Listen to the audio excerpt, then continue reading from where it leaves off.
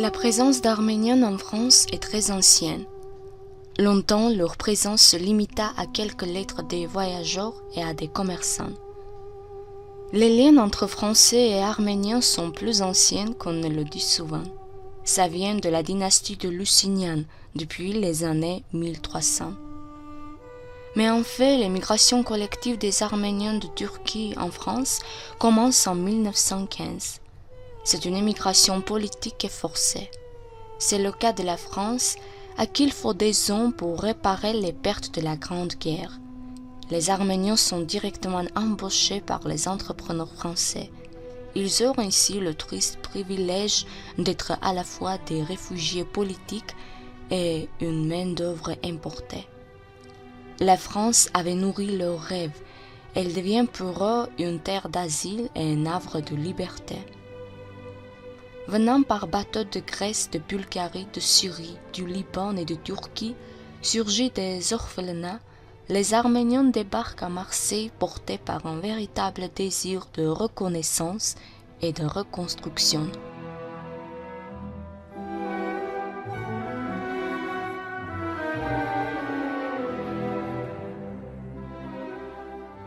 Maintenant, citons les noms des gens, les noms des Arméniens qui font la France. Alice Saplic, née à Istanbul dans une famille de la bourgeoisie stambouliote. Elle débarque à Bruxelles en 1929 avec sa famille. 3 ans plus tard, elle arrive seule à Paris où elle s'inscrit au cours Simon. Devenue une actrice populaire, elle fera une carrière à la télévision. Moi-même, j'ai des problèmes parce que je suis un double personnage. Ce double personnage, je l'ai voulu comme ça. Dès ma naissance, j'étais déjà ce double personnage. Et si je devais vous poser une question à mon tour, Christian, je vous dirais, je suis double comme la vie. C'est-à-dire, je suis à la fois mélancolique et cocasse.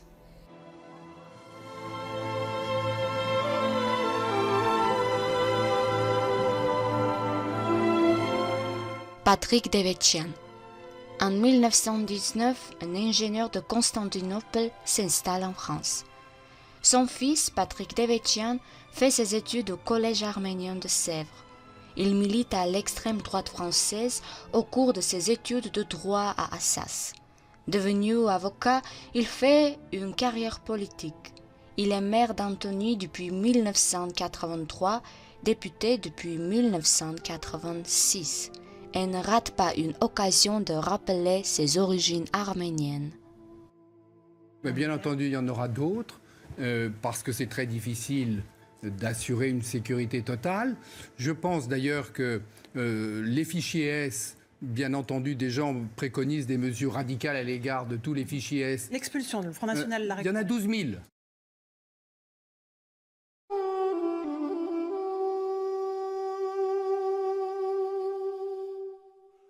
Henri Troya. Le courant d'émigration des Russes blancs fuyant la révolution russe comprend aussi des Russes d'origine arménienne comme Levon Tarasov ou bien Levon Torossian, qui a fait une carrière de romancier et d'historien sous le nom d'Henri Troya, membre de l'Académie française.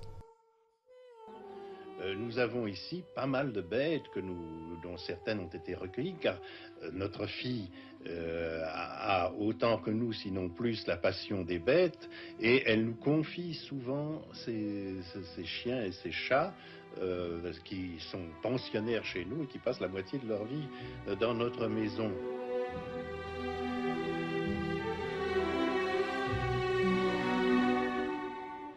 Artur Adamov, de son vrai nom Adamian.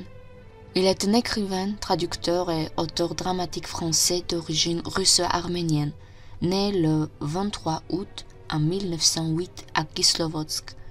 Il naît dans une riche famille d'origine arménienne. Le jeune Adamov est élevé en français. Il fait ses études en Suisse et en Allemagne. Dès 1924, il s'installe à Paris où il fréquente les milieux surréalistes et participe à la publication de la revue Discontinuité. Mais de graves ennuis financiers causés par des problèmes fiscaux le font sombrer peu à peu dans l'alcoolisme.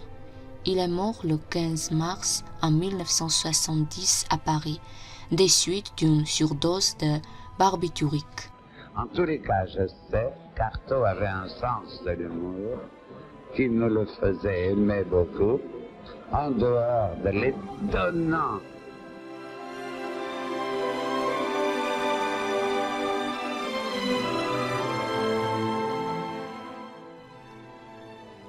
Garzeau. Le gros des réfugiés est arrivé en 1924, comme Garnic Sulumian, le futur peintre Garzeau, qui a exposé dans ce discours une vision apocalyptique de l'avenir au travers de ses réflexions sur la peinture. Il a pointé d'un doigt accusateur Cézanne et Picasso. Il les a rendus directement responsables d'une libération de la peinture qu'il considérait trop grande, à tel point qu'elle risquait en quelque sorte de l'autodétruire.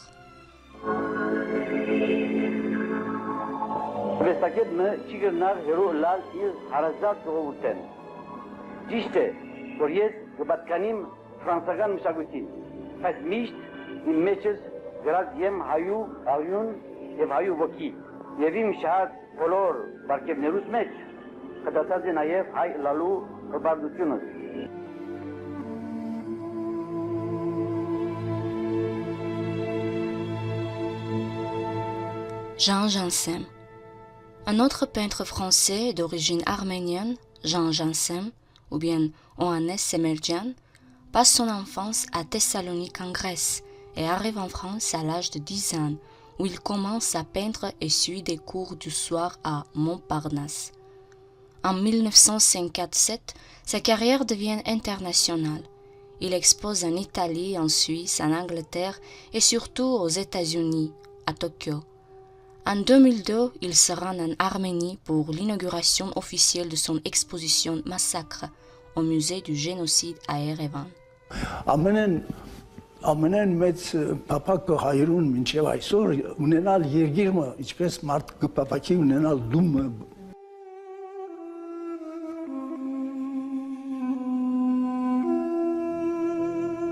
Henri Vernot. Ashot Malakian, un petit réfugié ne parlant pas français, débarque à 4 ans sur le quai de la Joliette à Marseille, avec sa famille rescapée du génocide arménien perpétré par le gouvernement de l'Empire ottoman. Il fera une carrière de cinéaste sous le nom d'Henri Vernot. Il connaîtra des succès populaires avec des films comme La vache et le prisonnier, Mélodie en sous-sol ou Le clan des Siciliennes. Après la mort de sa mère, il écrira Maïrig, qu'il transposera à l'écran. Il y raconte son arrivée en France et son enfance de petit émigré. Un film qui touche les âmes de tous, non seulement les Arméniens, mais aussi les autres. Peut-être il n'existe aucun Arménien qui n'a regardé ce film merveilleux. Être qui dit les mots qu'il a espéré entendre et qu'on ne lui avait pas dit. Superbe, Henri, c'est superbe. Revenons aux acteurs professionnels. Vous avez travaillé avec quelques seigneurs, notamment avec Fonda, avec Yul Brynner, avec Omar Sharif. C'est la même race finalement. Exactement. Ces grands professionnels. Ouais. Fonda avait ceci de particulier, c'est que donc j'ai tourné avec lui dans Le Serpent. J'avais commencé déjà le tournage et lui venait nous rejoindre à la 3e semaine. Et le jour où il est arrivé de Los Angeles, moi je tournais avec Yul Brynner et j'ai envoyé mon premier assistant l'accueillir à l'aérodrome avec des fleurs pour Madame Fonda, en lui disant surtout rentrez directement à votre hôtel, je viendrai vous rendre visite demain avec le décalage horaire, etc.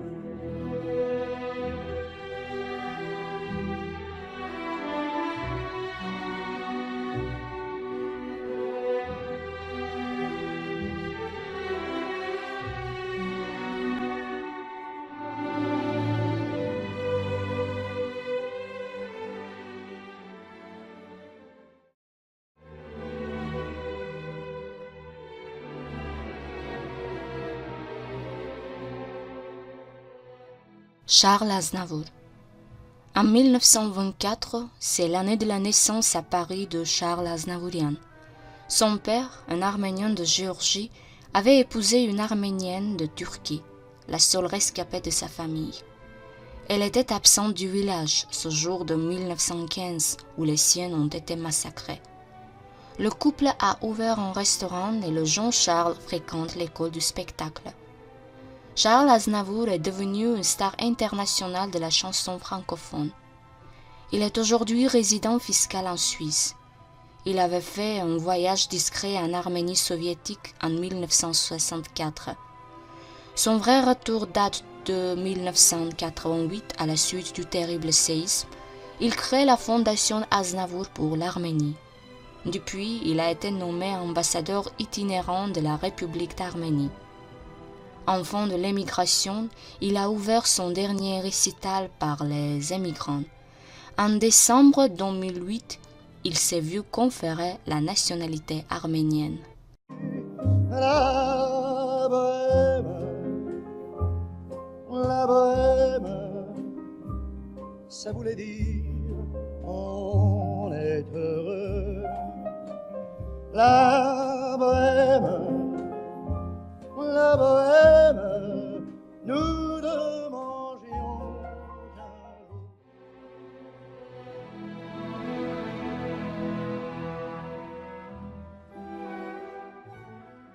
Misak Manouchian. C'est encore en 1924 qu'est arrivé à Marseille Misak Manouchian, en compagnie de son frère. Son père a été tué par des militaires turcs. Sa mère est morte de faim pendant sa déportation. Mobilisé dans l'armée française en 1939, puis engagé dans la résistance en 1941, il était responsable des émigrés pour la région parisienne. C'est son groupe qui a été dénoncé par l'Affiche rouge. Arrêté, il est fusillé avec 20 autres résistants étrangers au Mont-Valérien en février en 1944. Misak Manouchian, rendu célèbre par l'affiche rouge fabriquée par les nazis lors de la Seconde Guerre mondiale, a eu un destin incroyable. Ce grand résistant est d'origine arménienne. Il est né en 1906 dans l'Empire ottoman. Il a en mémoire le génocide de son peuple et de sa famille lorsqu'il arrive en France en 1925 à l'âge de 19 ans. Ouvrier, il sera tourneur aux usines Citroën. En 1934, sensible au combat politique, il devient militant du groupe communiste arménien et dirige le journal Le Zangou. Après un internement au camp de Compiègne, il se lance à corps perdu dans la résistance armée et dans les sabotages. En février 1943, il intègre à Paris les francs-tireurs et partisans main-d'œuvre immigrés appelés FTP-Moi. Son groupe de résistants est exclusivement composé d'étrangers. Ils sont italiens, polonais, hongrois, arméniens et de confession juive pour la plupart. Ils accomplissent des dizaines d'attentats. Leur coup d'éclat le plus marquant, l'exécution du général Julius Ritter. Misak Manouchian est finalement arrêté le 16 novembre 1943, comme 22 autres de ses compagnons. Leur procès se déroule en février 1944. Une célèbre affiche de propagande les dénonce, l'affiche rouge. Elle devient le symbole de l'engagement des étrangers dans la résistance. Tous sont fusillés le 21 février 1944 au Mont-Valérien.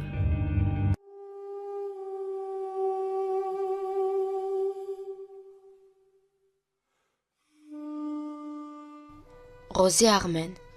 Rosie Armen est née le 1er mai 1939 à Paris. Elle est une chanteuse française d'origine arménienne devenue célèbre à la fin des années 1960. Partenaire privilégié de Julio Iglesias, son aisance à l'interpréter des textes aussi bien en français, arménien, anglais, allemand, russe, espagnol ou iranien fait l'unanimité. À la suite du séisme du 7 décembre 1984 en Arménie, Rosie, qui n'oublie pas la terre de ses ancêtres, accepte spontanément à l'invitation de Charles Aznavour, l'enregistrer aux côtés d'autres stars du show business, la chanson Pour toi Arménie, qui restera 10 semaines en tête du top 50. Voici la Patka, un sacré soleil d'enfer. Elle est venue jusqu'à la mer, portée par le vent du désert, brûlant comme la Patka. Elle déferle à l'horizon, comme les pluies de la mousson. Elle va de maison en maison, elle est partout la Patka. Quand son rythme change, elle est étrange.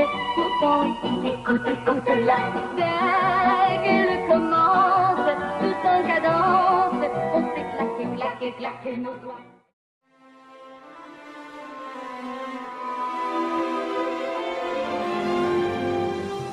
Robert Guédican. Robert Guédican est né le 3 décembre en 1953 à Marseille. Il est un réalisateur de cinéma, producteur et scénariste français. Né à Marseille, Robert Guédican est d'origine arménienne et fils d'un ouvrier électricien travaillant à bord des bateaux dans le port de la ville. Il fréquente assidûment les salles de cinéma durant son enfance et son adolescence. Il quitte ensuite sa ville natale, dont il fait cependant le décor de prédilection de ses films. Au bord du précipice, seul le rire peut nous empêcher de sauter. Est-ce que d'une certaine façon, est-ce que ça parle quand même de ce film que vous avez réalisé? Oui, je crois qu'en général, en tout cas, l'humour, d'une manière générale, c'est l'humour, on peut dire que c'est le sentiment de la distance par rapport aux choses. Une certaine distance. Ni trop, ni pas assez, une certaine distance. Et la distance, effectivement, peut nous empêcher d'être trop dépressif, de surdramatiser ce qui se passe, de voir le bon côté des choses, etc.